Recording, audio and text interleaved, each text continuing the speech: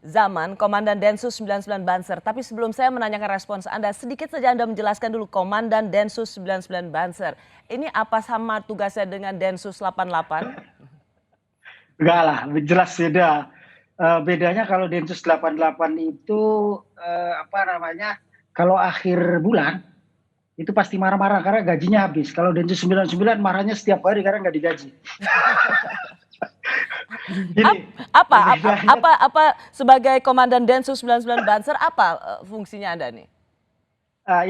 Sebenarnya ini didirikan tahun 2011 ketika ada bom Mapolresta di Cirebon ya, bom teroris di Mapolresta Cirebon. Waktu itu ketua umumnya sahabat Nusron Wahid. Dia langsung memerintahkan saya untuk mendirikan Densus 99 Asmaul Husna sebagai 99 itu sebagai badan di Banser yang melakukan early warning system terhadap tentu di internal agar teman-teman di Ansor Banser ini tidak ikut terpapar menjadi radikal, itu satu, atau menjadi teroris. Yang kedua juga memberikan informasi kalau ada tindakan yang kita anggap mengarah ke radikalisme dan terorisme kepada aparat yang berwenang. Nah, tetapi dalam tahapan berikutnya kami juga ikut melakukan monitoring di media sosial dan media online terhadap isu-isu radikal, intoleran, radikal dan terorisme. Bisa dibilang Bung Zaman, ini kira-kira Anda ini Densus 99 Banser ini BNPT-nya NU gitu ya? Di Banser lah. Di Banser. Oke.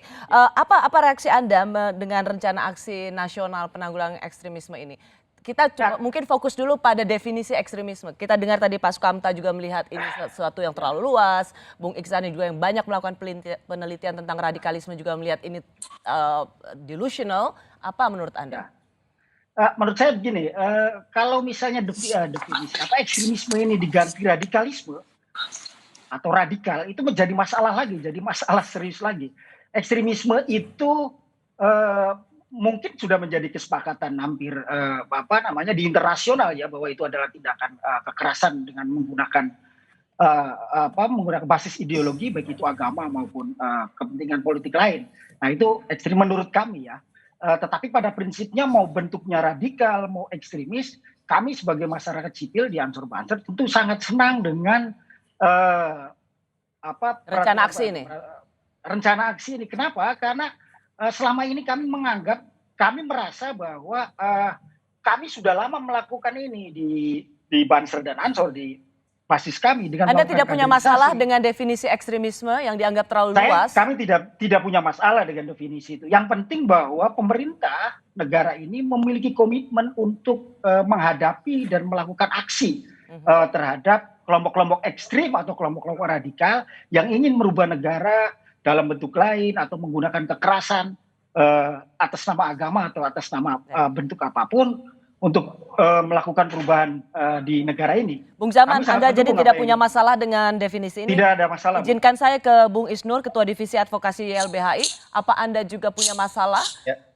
Atau Anda melihat juga ini sesama dengan Bung Zaman? Tidak ada masalah dengan definisi ini? Pertama gini Mbak Rosi, sebagai sebuah komitmen dan kewajiban negara dalam melindungi warga negaranya, tentu ini adalah hal yang positif. Terlebih juga Dewan Keamanan PBB 2014 pernah mengeluarkan resolusi tentang violent extremism dan juga terorisme. Nah, di samping itu juga ada soal bagaimana menyatukan yang selama ini, sinergi yang selama ini tidak berjalan dengan baik. Tapi memang perlu berhati-hati dalam implementasi, mengingat kalau kita baca di lampirannya, di sana jelas ada pengakuan menyusun alat ukur atau indikator tentang apa itu ekstremisme. Jadi di dokumen ini sendiri sudah ada pengakuan bahwa sekarang belum ada alat ukurnya. Belum ada definisi yang jelas. Jadi Anda juga melihat bahwa ini terlalu luas.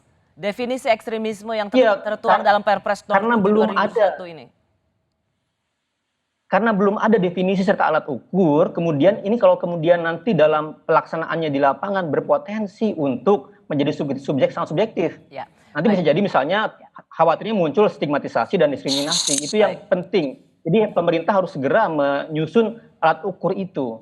Jangan sampai muncul hal-hal yang negatif. Ya.